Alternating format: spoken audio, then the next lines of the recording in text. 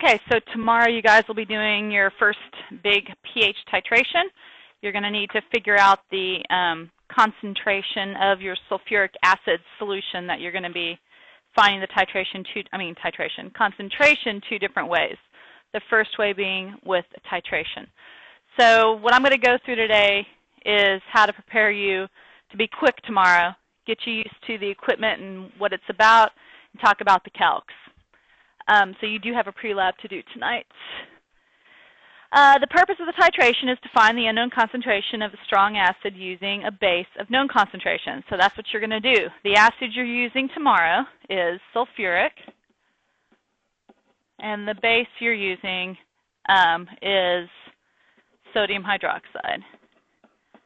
And it's going to be a 0.100 molar solution. What equipment will I need? So I'm going to go through all the equipment and tell you what it's about and what it's for. Who remembers the name of this thing? Anybody? A stand. More specifically, it's called a ring stand. The ring stand is made specifically to hold things on it, like burettes or pH sensors or different things that you can attach clamps to. This, what's this called? This is the burette. The burette is what we're going to use to actually contain the base of known concentration. Whenever you use a burette, you're going to want to fill it up just a little bit of a smidge, and then take it and hold it in your hands sideways, like across this way with your hands like this, and kind of roll the burette and the liquid around in it. And you also want to run some of the sodium hydroxide through the actual tip of the burette, opening and closing the spigot in order to clean it. Why wouldn't I want to clean it with water and then just put sodium hydroxide in it? Exactly. If I had water in there and then put sodium hydroxide in there, it would dilute that. So if your burette is wet from a previous class at all, you would put some sodium hydroxide in it to get rid of that excess water. And so then it would still be wet at that point, but it would be wet with the appropriate molarity of sodium hydroxide. Okay? So you want to make sure you get a good rinse on that. This is called a burette clamp. This is what holds your burette on the ring stand. You have a screw here which will move. If you loosen it, you can slide the burette clamp up and down the ring stand. And you can do that. You're going to have to do some manipulation of this equipment in order to fit everything above the beaker. So in addition to moving it up and down, you can also turn it 360 degrees around the ring stand. So you're going to have to move it in a way that you can get the burette and the pH sensor all above, and actually the pH sensor in the 250 ml beaker. The way you use it, this is made to hold two burettes, but you're only using one. And so you pinch these two things together, and doing so, it opens a slot between here and here that you can then place the burette, and then you release these, and it holds it in place. You can also move the burette up and down as you need to. So again, everything is movable, and you'll have to manipulate it. What you have right here is a magnetic stir. You've got black ones and you've got white and gray ones, and all it does is stir something called a stir bar. The stir bar is going to stir the solution continuously. It stirs the solution so you get a flow around the pH sensor, and that leads to a nice smooth curve. You have to have a solution moving around the pH sensor to continually read the pH evenly. The stir bar, you can have a lot of fun. I know how you all are, and you want to make it go real fast, but then you start getting stuff splashing out of the beaker. Not even talking about safety, just talking about experimentally being a good chemist.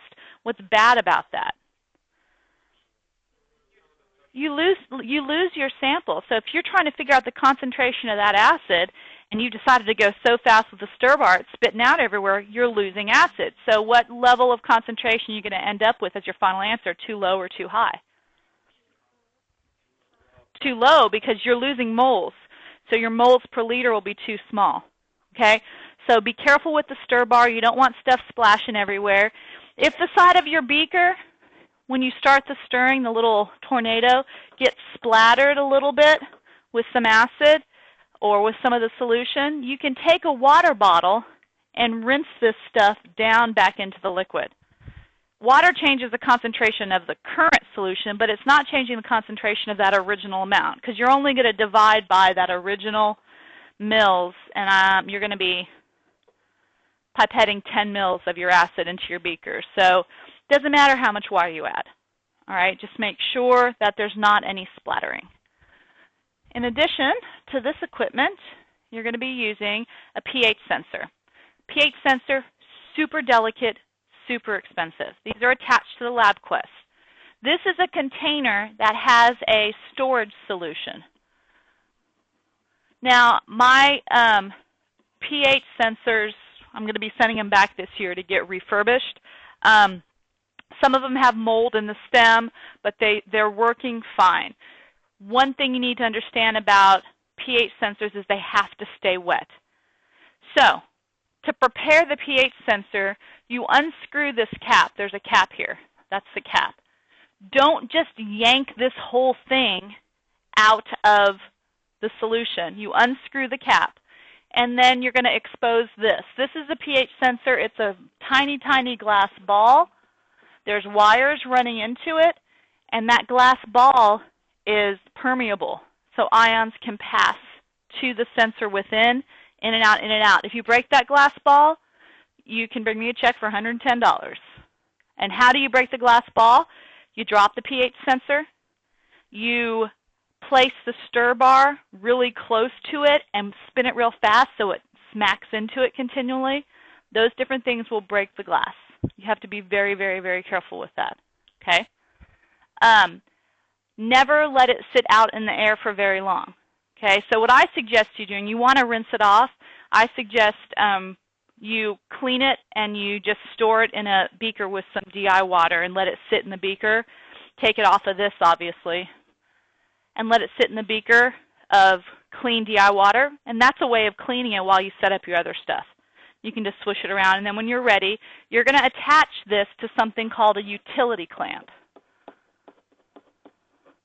This clamp is used for all sorts of things. This clamp will hold test tubes while you're heating them. They'll hold pH sensors. They'll hold all sorts of things, wires, whatever. So you're going to want the cap. Remember this cap up here that you're going to leave on? You're just going to unscrew and take the container off. You're going to put the cap part of the pH sensor and tighten it into the clamp, and then you'll be able to submerge the pH sensor down into the solution. Because the utility clamp has a little screw right there, you can also move that up and down the ring stand and adjust it left, right, up, down, the whole bit. I provided each of you with a burette funnel. It's a tiny little funnel. You can use that to fill up your burette. And then you guys are already familiar with your interface, your LabQuest. So now we're doing it again. We're just using a different sensor. So when you get everything set up together, this is what your setup looks like. You have your burette. It has to be placed in a fashion where it will drip into the solution, so it's got to be above the beaker. And at the same time, you have to have the utility clamp high enough above the beaker, or low enough, I should say, so you could submerge the pH solution, the pH sensor into the solution. So, pipette, originally you're going to pipette your acid into the beaker. You're going to use a 10 ml pipette and do the same pipetting you've been doing with the same pipettes. You're then going to add enough water to that 10 mils to cover the sensor. 10 mils is barely even going to cover your stir bar. So I want you to just to open the top of that water bottle and dump some water in there enough to cover the sensor. It doesn't matter how much water you put in there, because we're only going to divide our moles of acid by the original pipette amount. Okay? We're going to place the beaker on a magnetic stir with a stir bar. Okay? You're going to remove the pH probe from the stored solution and rinse it with water. Then you're going to attach the sensor to the ring stand and the utility clamp. Make sure it's submerged. And then this is where the other person can be doing something else in the meantime. Your other partner can be rinsing out the burette. That's going to help you guys speed it up. like the last lab, you all were, oh, the second period wasn't that bad. But we had a period where people were just working step by step with each other and not splitting up the tasks, and so nothing got done. So as one person is setting up the hardware, the other person can be rinsing and filling the burette. Okay? And then you're going to attach the burette clamp and make sure that it is set in a way that the burette's dripping into the beaker and that the pH sensor is submerged and that the stirring stir bar is not smacking into the pH sensor. Yes, Pierce? Yes, you're going to have acid in here and you're going to have base into the burette. And all of that stuff, you don't have to memorize any of this. All of this stuff is in the lab. Okay, so you're still going to be expected to read through the lab procedure and follow the lab quest instructions and all of that. And I'm going to walk around the first few minutes and closely make sure we're seeing pH changes. If when you start your titration and the pH is frozen, there's no fluctuation at all, like it looks like the machine's frozen, you shouldn't even start the titration thinking it'll change. There should be, in just tap water, there should be pH movement. So that's the way to make sure your pH sensor is responding before you even start. Okay? As far as Calyx goes, I kind of went over this yesterday, but you are going to slowly add the base to the acid, and as indicated in the lab, you're going to record different volume increments and enter the volume from the burette. So when you're reading from the burette, it's kind of backwards. This is the 0 line. This is the 50 line. You're going to read as you dispense. So if here you dispense 5 mils, and this is way more than you'll be doing at a time, and then you dispense 10, into the lab quest, you just enter what you read. You don't try to add them up every time. So your first increment is 5 mils, you type 5 mils into there. Let's say you add another 5 mils, you type then 10 mils because that's what it reads on the burette. People will want to add 5 to 10 for some reason. You just read it and enter. Read, enter, read, enter. The more data points you get, the more exact your curve's going to be. So along a curve like this, you're going to have tons of points, guys. That's why your first one's going to be pretty dang slow. And this sharp rise right here is going to occur pretty much out of the blue. I'm going to give you a ballpark, like a 5 mil ballpark of when it might happen, but the first titration is always the rough one. You don't know exactly when the steep curve is going to go. So the more data points you can get, the better you are. And if you can get a couple data points within that sharp rise, that's awesome. First time it's tough to do. So once you get your curve established, you're going to find the equivalence point and find the mils associated with that equivalence point. You're going to be able to find the equivalence point a couple ways. By just, one way is to find the start of the rise and the end of the rise, those mils, and then take the average. Another way is if you actually have a point in the middle of the sharp rise, you can just get the mils of that point, or you can let the lab quest take the derivative of the function, or the first or second derivative, and figure it out that way. In the lab write-up, it explains how to do that if you choose to do that way. I really don't care what route you take to get that equivalence point. Once you get the equivalence point, you know that's the mils of base. You know the molarity of base. Molarity times the liters, which you just figured out, is equal to moles of base. Because it's the equivalence point, moles of base equals moles of acid. We know moles of acid. We're going to take moles of acid and divide by what?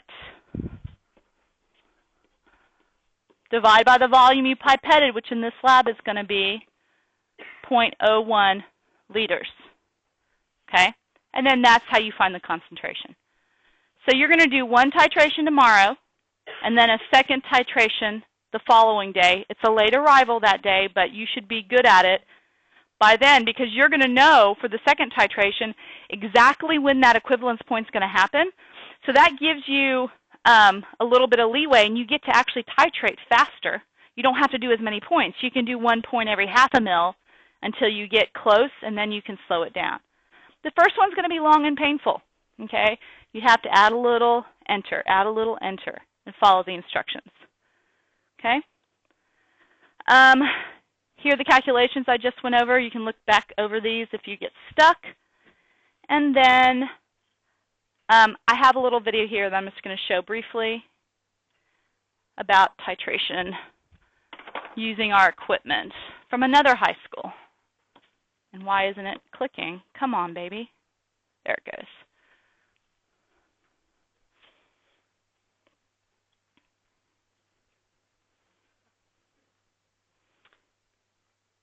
And this might actually be a bust because the sound is not coming out because I have the sound going through my microphone. So, if you'd like to watch this, you can go to the filled-in notes. I'm about to put these on the web page. And you have on your downloaded notes, you should have the address, right? Yeah.